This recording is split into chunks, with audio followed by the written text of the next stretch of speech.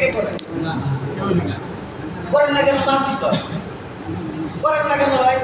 আপনি 1 কেজি দুধ কিনবেন, এটা না 50-60 টাকা কেজি। আপনার লস খেলেন না 50-60 টাকায় খাইলেন, কিন্তু আপনি যখন দুধগুলো কিনেন তখন দেখেন যে এটা জিজ্ঞাসা করবেন এটা কি টাটকা, এটা কি আজকে কাটা, এটা কি সকালে কাটছেন না বিকালে কাটছেন, দুপুরে কাটছেন না রাত্রে কাটছেন। আবার দেখেন এটা ঠিক টাইট আছে না লুজ হয়েছে, দেখি না ভাই আমরা? এটা কেন 50-60 টাকা লস হইলো? আপনি 50-60 টাকা 1 কেজি দুধের জন্য যদি এত পরিশ্রম করতে পারেন,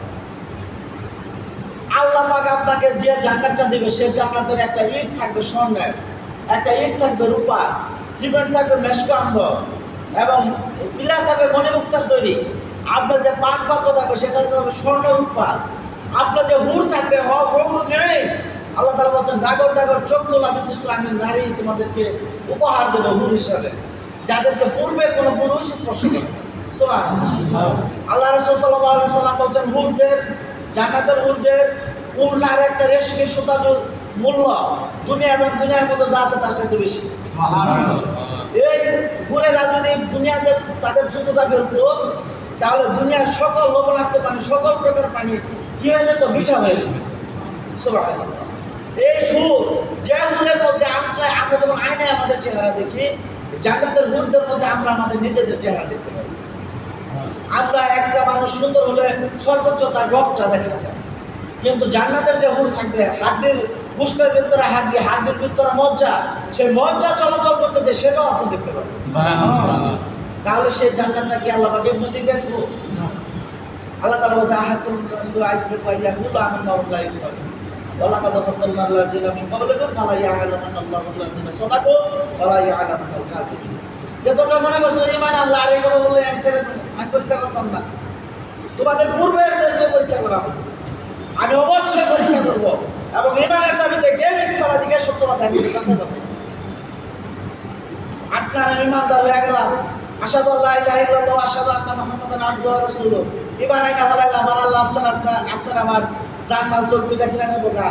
আপনাকে যে আল্লাহ সৃষ্টি করলো, আপনার রুচি যদি এত সুন্দর হয়, সেই আল্লাহর রুচি কত সুন্দর। সুবহানাল্লাহ সুবহানাল্লাহ। আল্লাহ তাআলা বলতেছেন এরপরের আয়াতে সূরা তাওবা 112 নম্বর আয়াতে বলতেছেন আত-তাইবুনাল আবিদুনাল হামিদুনা সাইহুনা রাকিউনা সাজিদুনা আমিরুনা বিল মা'রুফ ওয়া নাহুনা আনিল মুনকার ওয়াল হাফিজুনা লিহুদুদিল্লাহ ওয়া বাশশিরিল মুত্তাকিন। আল্লাহ তাআলা বলতেছেন যে আমি ওই সব মুমিন যাদের এই কোয়ালিটি থাকবে তাদের জান্নাত আমি দিব। আত-তাইবুনা যারা নিয়মিত তওবা করে, যারা নিয়মিত তওবা করে,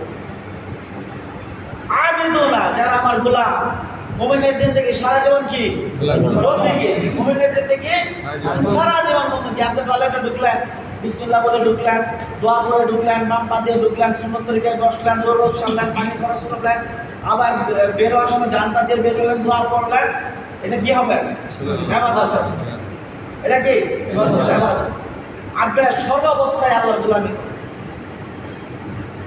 হামিদুনা সর্বাবস্থাতে কার প্রশংসা করবো?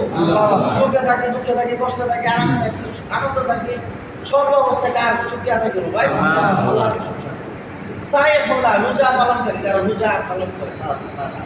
আমিরুনা বিল মা'রুফ যারা সৎ কাজের আদেশ দেয়, ওয়া নাহুনা আনিল মুনকার অসৎ কাজের বাধা দেয়, অসৎ কাজে বাধা দেয়।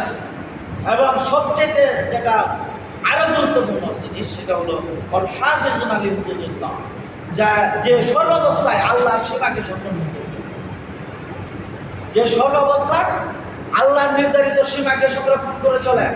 আপনি চাকরি করছেন, চাকরির মধ্যে মূলনীতি আছে না ইসলামের? আপনি এটা মেনে চলেন।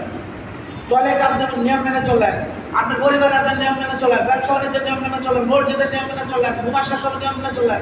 যে হুদুদুল্লাহ, যে সীমানাটা আছে আল্লাহর দেওয়া, এইটাকে